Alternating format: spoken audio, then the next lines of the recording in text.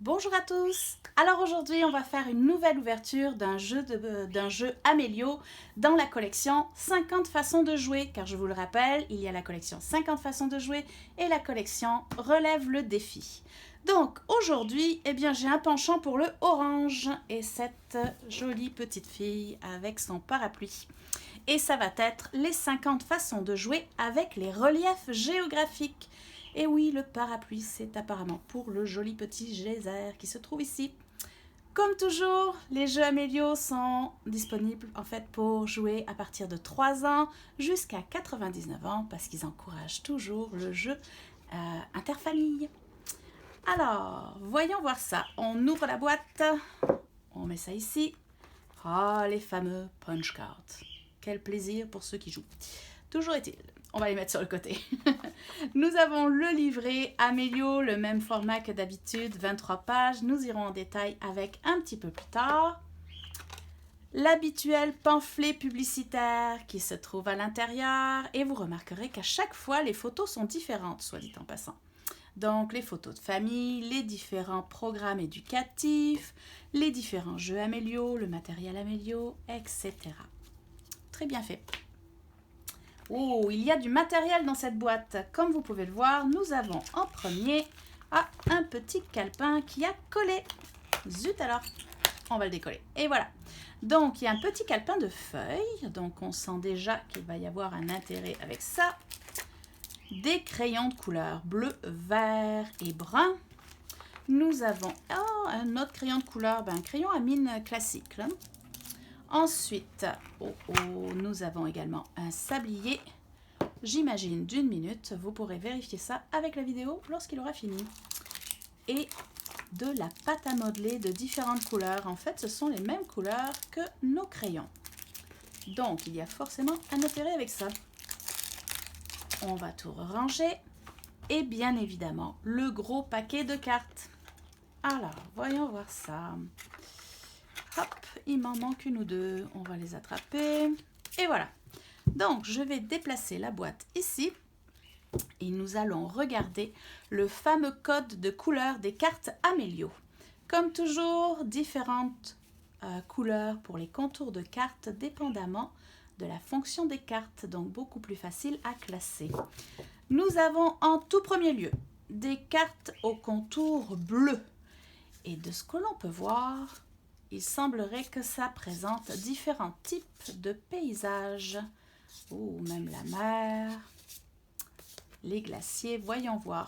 Au verso, effectivement, donc vous voyez la première ici, c'est une photo représentative de la forêt boréale. Et vous aurez différentes informations sur ces cartes, telles que le type de faune qui se trouve dans ce lieu, le type de flore, où est-ce que ça se situe géographiquement, sur la planète, ce qui est très très bien d'ailleurs pour avoir une visualisation plus globale. Donc vous voyez, c'est la partie tout en rouge.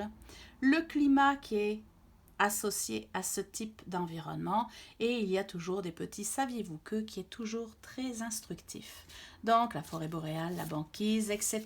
Donc ça, c'est pour les contours bleus. Nous allons mettre les cartes ici. Attaquons le gros morceau, à savoir le vert. Donc, on va aller jusque là. Ok, eh bien je pense qu'on démarre fort avec ce beau lac qui semble être tout rose. Donc vous voyez ici c'est vraiment plus spécifique à des reliefs en particulier. Donc là les cartes vertes ici c'est effectivement un lac et ce que vous pouvez avoir en fait au verso, ça va être un lac en fait est constitué de quoi? Son élément principal est effectivement l'eau, c'est pour ça qu'il est en foncé et les aimants secondaires, il y a un fond, il y a des rives, toujours un saviez-vous qui est toujours instructif. Et ici, ça c'est vraiment très intéressant, c'est que la photo qui est prise ici est un réel lac qui existe et c'est la célébrité qui est présentée sur cette photo. Donc ici, c'est le lac Hiller. Et on voit où est-ce qu'il se situe géographiquement. Il semblerait que ce soit du côté de l'Australie. Donc vous avez toute une panoplie de cartes avec des reliefs plus ou moins compliqués et je suis certaine que même moi, il y en a certains que je ne connais pas. Donc ça, moi je dirais colline instinctivement, mais je parie que c'est pas ça. Ah si, c'est colline, cool. Volcan, les sommets, le fameux geyser. Mais vous voyez, il y a différentes possibilités de relief avec différentes photos, les unes plus belles que les autres. Ouh, on se retrouve également dans la mer.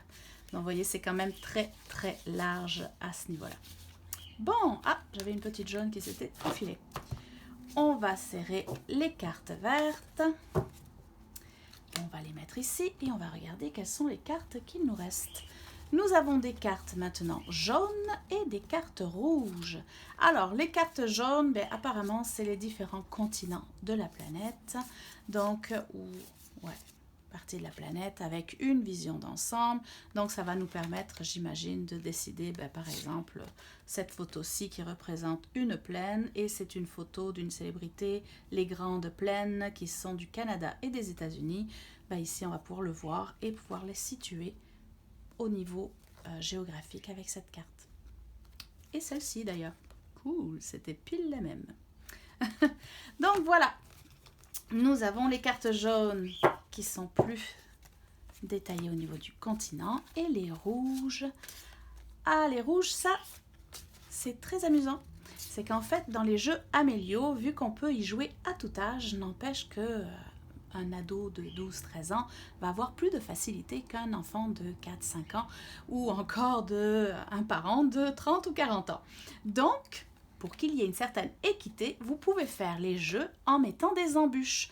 Donc, c'est très simple. Vous avez des embûches débutantes lorsque c'est un jeune enfant, plutôt intermédiaire lorsque c'est un ado, ou lorsque l'on est un adulte, de manière beaucoup plus difficile, avec, par exemple, à l'aveugle, il va falloir mener le jeu, mais en étant totalement aveugle, ou en jouant avec de la pâte à modeler, en jouant avec la main non dominante, ou en dessinant, puisqu'on a vu qu'on avait un petit calepin. Il va sans doute falloir dessiner ou écrire, mais sans lever le crayon. Donc, vous voyez, les embûches sont appropriées, dépendamment du niveau du joueur. Bon, voilà, c'est fait pour les cartes. Donc, maintenant, voyons voir ce qu'il en est pour notre livret. Donc, je n'ai pas regardé à la caméra, mais j'imagine que c'était bien 1 minute. Le livret, comme toujours, 23 pages. La même structure avec un texte de présentation, le sommaire qui vous permet de vous retrouver rapidement dans le livret, le titre du jeu vedette qui s'appelle Abysse et Sommet. Ensuite, une description générale de tous les éléments du jeu, ce qui est merveilleux. Avec, ici, d'ailleurs, vous avez tous les petits icônes ou toutes les petites illustrations qui se trouvent sur les cartes. Si vous ne deviez pas vous en rappeler, en plus, ils les ont rappelés ici avec leur nom. Donc, on voit qu'en bleu, c'est tout ce qui représente de l'eau. En jaune, tout ce qui représente la mer. Qu'est-ce que je dis? La terre, pardon. Donc, les bénéfices, comme je vous le rappelle, c'est toujours ce que votre enfant va pouvoir acquérir en plus de connaître les différents reliefs. Donc ici, par exemple, il va pouvoir développer la force des doigts et des mains. La roue Amélio. Nous avons ensuite la fameuse méthode mémorisation en 3 temps qui est soutenue par Amélio pour faciliter l'apprentissage des différents noms, des différents reliefs par votre enfant. Donc une façon très rapide et efficace à ce que l'apprentissage reste vraiment ancré. La progression d'apprentissage, comme toujours, vous pouvez très bien aller au jeu vedette directement, mais il est conseillé quand même de commencer par les petits jeux, les mini-jeux comme ils sont nommés ici, afin d'avoir l'enfant qui est capable de jouer à Abysse et Sommet en étant plus à l'aise avec les différents reliefs. Les fameuses règles, donc la première règle du plateau de mémoire qui se trouve ici, le sculpteur, et voilà pourquoi on a de la pâte à modeler. Nous avons ensuite le suspect. Donc là, j'imagine qu'il va falloir découvrir un suspect. Et finalement, nous avons le jeu vedette Abysse et Sommet qui, lui, comme toujours, est un petit peu plus imposant au niveau règles. C'est juste 2 pages, en fait, ici. Puis, c'est surtout, en plus, ici, vous avez la façon de désigner une embûche si vous êtes débutant, intermédiaire ou avancé pour pouvoir jouer avec les enfants. Donc, finalement, ici, on a toujours un petit jeu bonus. Donc là, c'est le compte collectif.